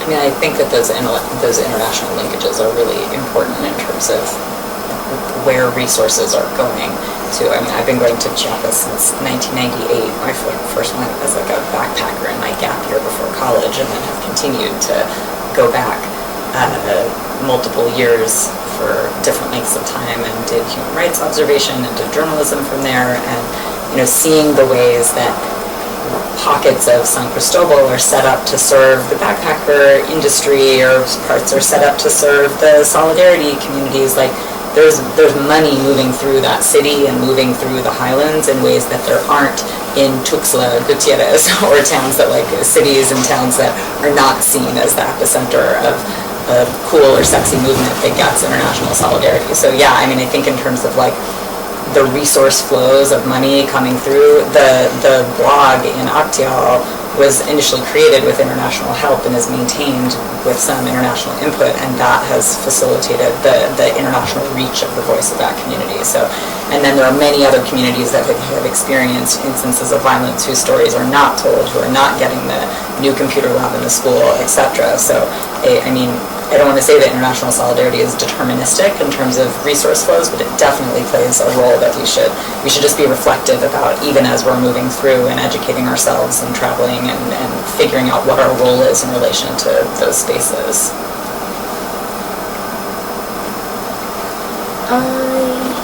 Unless you have anything to add, I think we've come to the end. Though this is not an end, because we hope to continue with this discussion between building solidarity between the indigenous movements and Kurdish movements. We also will have more events, rallies coming up, so you can check our website, defendrojava.org, and our Facebook page, Emergency Committee Rojava. And we'll have more coming, and obviously, I mean, definitely another panel on this topic, and perhaps the discussion of gender more specifically. But please stay in touch and be in conversation. Thank you. We have a sign-up sheet. If you haven't signed up yet, here it is. I also have some literature with information on the Emergency Committee of Rojava. Of human rights and what it means to respect tradition and culture, but allow people to constantly invent what that tradition and culture looks like. The way that Zapatista women have reinvented traditional indigenous relationships between and across genders without domestic violence being an acceptable behavior, to me is an example of that kind of reinvention and retention at the same time. So using the parts that serve them, holding on to the indigenous traditions that work to reinforce values they support, and also saying this thing that might look indigenous, this domestic violence that might seem like the from time immemorial encoding of patriarchy within our relationships is not, and we reject that part of it, and we can still claim our indigeneity in a newly envisioned order of relating. So I think that's something that's been really inspiring to me in terms of how we can hold on to and how people can hold on to the parts that are meaningful, because culture is not static, right? You're saying this in a cultural anthropology department, right? You all know this, but like culture is not static. It's something that people are constantly inventing, and so whether it's capitalism or gender relations, there's the space for people to say, well, we participate in the subsistence plus agricultural market, right? We grow corn and then we sell enough that we can pay for medical bills and school supplies, but that doesn't mean that we love capitalism. That's how we figured out how to survive, how to maintain our connection to the land, and also take our kids to the doctor when they need to go. So I think rather than saying, we're going to reject capitalism in favor of socialism, the way that the movements that I've worked with in each of these countries has been, the most productive ways of doing that have been in allowing for, I don't want to use the phrase pick and choose, but allowing people to say this part serves me and this part doesn't. So I think just because I mentioned the importance of the socialist tradition, or that the importance of the history of the movement, and maybe tying back to what you said, and that's something that happens in Rojava too, right? They're not necessarily have not declared an anti-capitalist or socialist, and this is praised. And there are reasons for this to be praised, but there are problems with it that we should see. And for example, in the example that you gave, right, where's the medicine coming from? Where are the computers coming from? People do want computers. Indigenous communities do want education. Kurdish communities do want education and technology. And I feel like it's a patronizing position to force them into also positions of, oh, you should go back to your previous ways of production and agriculture, because I've interviewed several Kurdish women. I mean, I live there, and Kurdish women do love having a washing machine, so they don't need to wash the clothes by hands, right? But who's going to produce this? So how are we going to ignore the question that these computers and washing machines are going to be produced with exploitation of the workers elsewhere, and that there's inequality within this community itself, but there's also, capitalism and exploitation processes that make our community's subsistence survive. Not to be critical of what's happening, but for us and for our movements to think broadly and to not be shy. I think we're being too shy about making anti-capitalist claims. But unless we do, then those exploitation mechanisms will go on. And I personally don't feel comfortable wearing something that's made somewhere with the exploitation of some worker, or, I do it. It's not like it's not at an individual level. But at a political, ideological level, I'd like to think about this, and I'd like to not give up on the question of capitalism and exploitation, and how they were critical in oppressing these communities. So I think I really, therefore, would like to think more about what Sergio said about capitalism and oppression together. And although it is, although these populations figured out ways and have found local ways of resisting certain dynamics, it doesn't change the systemic problems and the systemic crisis, for example, the ecological crisis.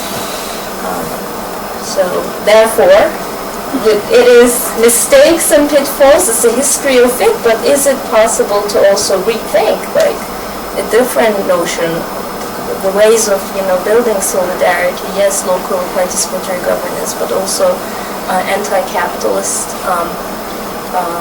project movement on a global scale, so that we can actually address all those issues as well. That's, I guess, my 2 cents.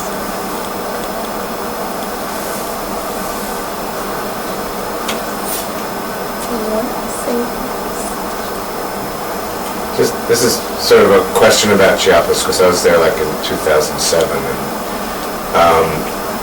kind of that whole idea of how that kind of infrastructure, schools, computers can happen. My sense is in Chiapas, a lot of that was because of international support, that there was a kind of, it wasn't just that the Zapatistas were able in their communities to build all that with their own resources. And that seems really important, and I'm just wondering, is that still the case? And does that say something about A, the possibility of doing that elsewhere, or B, is that such a, because the Zapatistas had that kind of level of support, that they were able to kind of build up their communities, their schools, their health clinics, because of external support? Yes. Well, this pattern has happened not only in Chiapas, but even all Mexico and Central America, this constant NGO-ification of society. But in that sense, they have this rebellion. They have trying to build this kind of different society within it, and of course they have access to these resources. So yes, it can be something that we can think about it.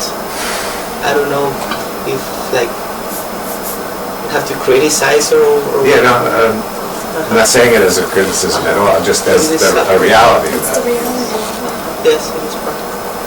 I mean, I think that those international linkages are really important in terms of where resources are going to. I mean, I've been going to Chiapas since 1998. I first went as like a backpacker in my gap year before college, and then have continued to go back multiple years for different lengths of time, and did human rights observation and did journalism from there, and seeing the ways that pockets of San Cristobal are set up to serve the backpacker industry, or parts are set up to serve the solidarity communities. Like there's money moving through that city and moving through the highlands in ways that there aren't in Tuxtla Gutierrez or towns that cities and towns that are not seen as the epicenter of a cool or sexy movement that gets international solidarity. So yeah, I mean, I think in terms of the resource flows of money coming through, the blog in Actial was initially created with international help and is maintained with some international input, and that has facilitated the international reach of the voice of that community. So, and then there are many other communities that have experienced instances of violence whose stories are not told, who are not getting the new computer lab in the school, etc. So, I mean, I don't want to say that international solidarity is deterministic in terms of resource flows, but it definitely plays a role that we should just be reflective about, even as we're moving through and educating ourselves and traveling and figuring out what our role is in relation to those spaces.